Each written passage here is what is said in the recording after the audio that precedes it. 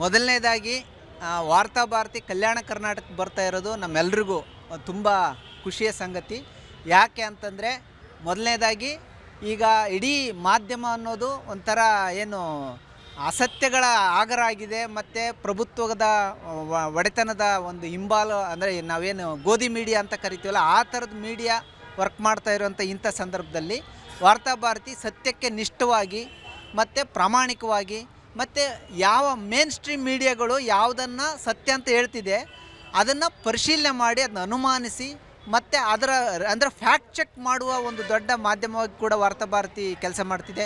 ಅದು ವಿಶೇಷವಾಗಿ ಕಲ್ಯಾಣ ಕರ್ನಾಟಕದಲ್ಲಿ ಇದು ಒಂದು ಶರಣರ ಸೂಫಿ ಸಂತರ ಒಂದು ಸಾಮರಸ್ಯದ ಒಂದು ಕೇಂದ್ರ. ಇಂಥ ಸಾಮರಸ್ಯದ ಒಂದು ಕೇಂದ್ರದಲ್ಲಿ ವಾರ್ತಾ ಭಾರತಿ ಅಂತ ಪತ್ರಿಕೆಗೆ ಬಂದಿರೋದು ತುಂಬ ಸಂತೋಷದಾಯಕ ಸಂಗತಿ. ಮತ್ತು ಅದು ಇಲ್ಲಿ ತುಂಬ ಕೆಲಸ ಮಾಡೋದಕ್ಕೆ ತುಂಬ ಕೆಲಸಗಳು ಮತ್ತು ಇದೆ. ನಾವು ಅದರಿಂದ ತುಂಬ ನಿರೀಕ್ಷೆಗಳನ್ನ ಕೂಡ ನಾವು ಇಟ್ಕೊಂಡಿದ್ದೀವಿ. ನನ್ನ ಹೆಸರು ಅರುಣ್ ಜೋಳದ ಕೂಡ್ಲಿಗಿ.